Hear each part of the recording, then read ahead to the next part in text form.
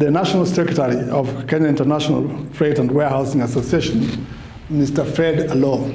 You were not employed full-time for any period of time? No, I was not employed full-time. So how did you come to set up a company? KIFWA has a constitution. KIFWA has made attempts to amend the constitution, but leaders come in and leaders go out. This constitution is never owned by the membership. What is the main challenge? When did you get into the leadership of KIFWA?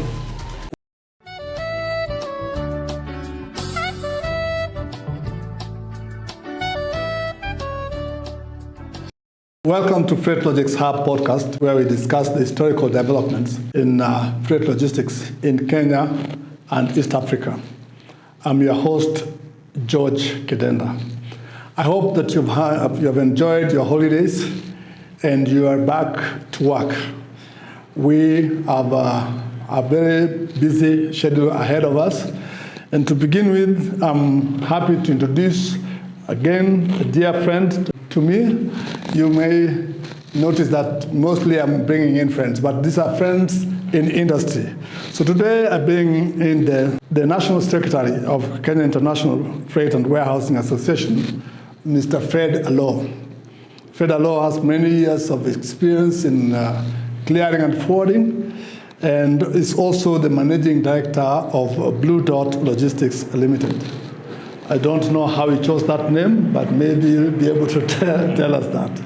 So to begin with, Fred, what we normally start with is for you to tell us your background. Where did you go to school? Where were you brought up? And how did you come to get into the field of clearing and forwarding? Thank you very much, Mr. George Senior. First of all, let me take this opportunity to thank you for the invitation to come and appear here at this show.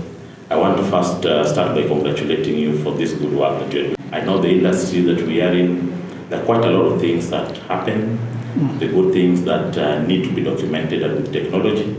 I'm very much happy that you are harnessing the technology that is currently at our disposal to do this good work. Coming back to the question that you asked me, my name is Frederick Aloo.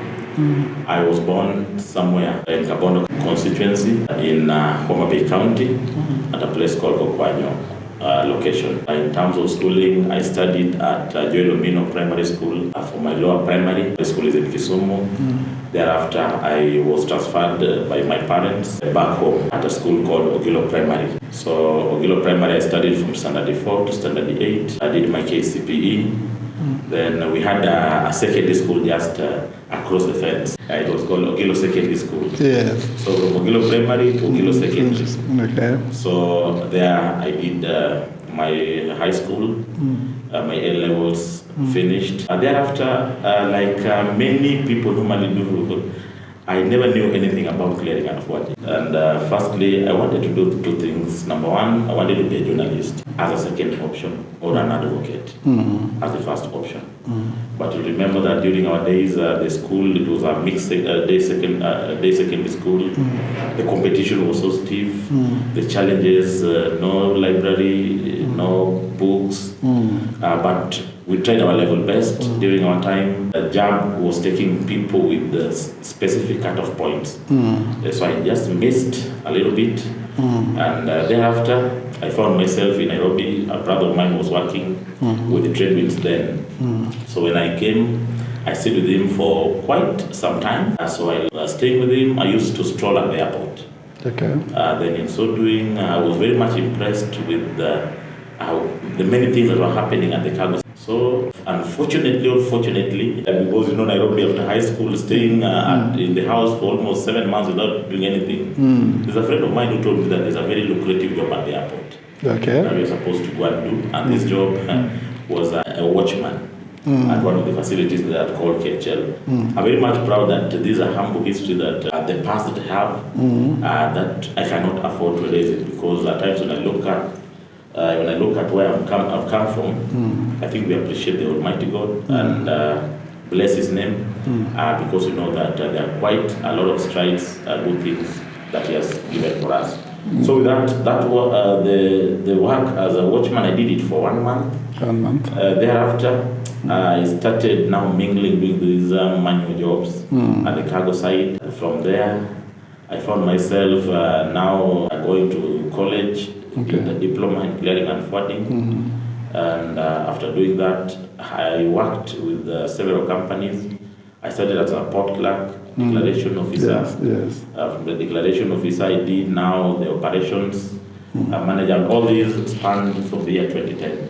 So you are one of these people who would be hired on and off to process the documents? Yeah, you will hire me, for example, if your office is a town, you don't have somebody to go and help you clear the consignments and do that on your behalf. Just lodge them, send me the entry, we go do the verification with customs officers, process. So which year was this? Which year? That's from 2010. 2010. So around July. Okay. Yeah, so by 2010 December, that's now when I started putting on my foot in the clearing and forwarding sector. Okay. And the rest is history. Interesting. So from school to just observing what's going on at the airport, then becoming a watchman for a month. After that, you did what we call freelance, being around to process documents and then be able to earn a living. Did you eventually get employed on a full-time basis? Yes, I got some employment. It was more full-time because when it comes to employment, if you go to work, maybe you report the office at 8 and leave at maybe past 5, and you do it repeatedly. That is employment. So I did that for quite a long time, and then with the time, I thought of the need that in this industry that we are in, training is very much important. So I further went and registered in school, did quite a lot of some other diplomas. For example, I did the customs administration, and with the responsibility back at home, even if you wanted to progress, we are Africans, and in every African setup, we normally have what we call black tax. Okay. Black tax, maybe it means that if you are the first person or the first sibling in your family, you must ensure that the ones who are behind you, you help them to finish school, everything. Okay. So thereafter, I'm pursuing what I wanted to be, now being an advocate. Okay. Yeah. But just to go back a bit, so you are freelancing for quite some time. You are not employed full-time for any period of time? No, I was not employed full-time. So how did you come to set up a company? I think setting up a company, first of all, maybe before I come back to that, there's something that we used to do. Maybe you have some few consignments that you want to do. I must thank some of my former bosses that I worked under them. Yeah. They've been very much supportive. You're free to mention, you're telling the history. You're free to mention those people. When after doing all those the freelances, I later came and we worked with Skylux Logistics Limited. Okay. Doing clearing agent companies.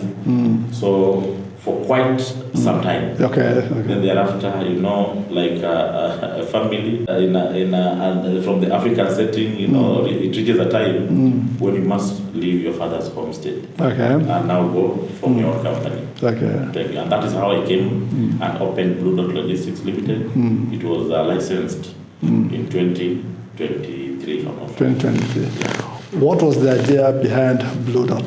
The idea behind Blue Dot, number one, I thought I needed also this independence, that full control. Number two, I joined KIFWA, a wing, when I was still under Relax Logistics. Unfortunately, you know how volatile politics could be, so they used to attack me a lot. Yes. He's just a clerk. He does not even have a company. Yes. I said, why not? Yeah. Okay. So, but what is Blue Dot? I mean, why did you give it that name, Blue Dot? Blue Dot. I'm a lover of blue. Okay. Color blue. So I thought, what is this unique name that I could join with blue? And that's how the name Blue Dot came. Yeah. So that's interesting. One of the biggest challenges in clearing and forwarding is how to win clients. You are starting from nowhere. You know that in clearing and forwarding, you have responsibilities sometimes to pay duties, sometimes to pay shipping lines. How did you maneuver all this to start having clients? Yes. Thank you very much. Maybe while starting, you realize that maybe at Skylarks, when I was operating there, we had clients, some that I also had from my end. And then with the time, we just started transitioning with some of these clients. Okay. Yeah, and that is how you find yourselves in. And then second, I also believe that when you meet all the qualifications, the specifications that are given, always don't fear starting. Okay. Yeah, you just start. I believe that, for example, like you, I know you have over 40 yes. From scratch, and you put faith and prayers. God just blesses you. Then apart from that, I was more engaging more on the consultancy aspects. Some doing the pro bono. You have to help people. So through that, others you win more customers. So of all this, what was the most challenging time in setting up your company? What was the most challenging matter for you?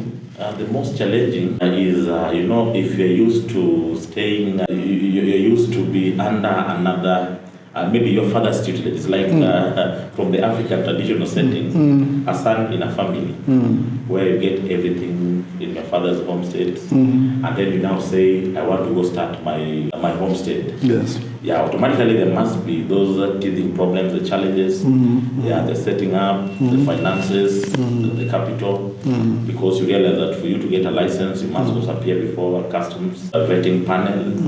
Yeah, the challenge of you must ensure compliance matters, you get it right, the amount of money you need. Yeah, so I would not say that it was too much of a challenge to me personally, having been in the industry for more than 10 years then, as opposed to somebody who is now just starting it from scratch. Yeah. So now you own your own company? Yes. And then you said that you are, let me use a polite term, you are a troubleshooter in the industry. So when did you get into the leadership of KIFWA? At the leadership of KIFWA, I was first elected in 2018. 2018, yeah. As a board member. And I remember during that time, this election came after the 2017 hotly contested election where there were two factions. Yes. The junior faction and the minor faction. Yes. And where at that time, there was this very dangerous politics that was going around, that was pitting in big players versus the small players. So when things came in 2018, I found myself elected because, let me confess, I was one of the people who were brainwashed into believing that there was a serious problem between the multinationals versus the indigenous. So when I was elected, I think I saw that as a very good opportunity to help bring the two factions together. Because I believe that a problem that affects all of us, one of us affects all of us. So you were in the Ojonyo side? Yeah, I was in the Ojonyo side. Advocating for the SMEs? For all players. Yeah. But everybody. So now you're inside. Yes. You're saying that you are discovering some things that... just tell us, what are you discovering? It's like, I think we are told, it's like a man going to a lady, you want to marry. You know, at that time, when you are wooing her, many people, at least there's some traces of lies that is put there to help you win. So maybe when you enter into this arrangement of marriage, that is when you realize there's some things they were not true. But I think that is how I realized that things were not that bad. For example, I'll give you an example. One of the things that we were told then is that there was a plan to remove the SM, and that case was filed in court. So I used to be very curious, what was this case, the nature? But when I found it, we were just challenging, the case was just challenging the 10,000. which had been increased as the fee. The fee. The fee, yes. I was wondering, how is that 10,000 Kenyan shillings a fight to remove the SMEs? Okay. So with that time, I think I took very noble and role in trying to bring all the players together, because I believe that KIFWA as our organization, a problem that affects one of us is a problem that affects all of us. Now you are the National Secretary. Yeah, the national. I would like you to come out very clear on that, because over the years, in fact, the basis, the reason for which KIFWA came together was the same history, same story. Yes. That the SMEs were being sat on by the multinationals. Really? Another problem that has always been there is on the fee, that the membership do not want to pay a higher fee, yet they demand a higher service. Yes. How do you address this with the membership? I think that is still a very big challenge, and it's only that the leadership at the top, when I mean leadership at the top, you realize that KIFWA's leadership, it more of oscillates or gives more power to the chairman, the national chairman. So maybe I think the holders of this position previously, they've been unable to address this problem head on, and maybe it's used as a fodder for politics. And I think the best thing that we need to persuade the members, tell them the challenges that currently, like there are quite a number of challenges currently that we are facing, that if not comfortably addressed, and it does not need individual companies or members to address it, if we can collectively try to face them head on. So I think even in a comparison of the fee that we charge within our partners within the ESC, we're still the lowest. The lowest. And you'll see a member say, oh, we need to go to court on this matter. We need to retain advocates on our behalf. We cannot retain them with the amount of money that we carry. But what is your role as a national? What is your role? The role of the national secretary, as per the KIFWA constitution, is to deal with all the correspondences of the association. And when we say correspondences, it means all the written communication engages in. Fortunately or unfortunately, some of this role has maybe we still have some teething challenges that as an association, maybe if we retire back, we need to address it. Maybe I'll address the challenges later, but I think maybe I'm looking forward to a time if we could just amend our constitution to have one association, one branch, nothing like those Mombasa, Nairobi, one association but with lives of offices in Mombasa, the border. So the impression that is out there is that KIFWA has a constitution. KIFWA has made attempts to amend the constitution, but leaders come in and leaders go out. This constitution is never owned by the membership. What is the main challenge?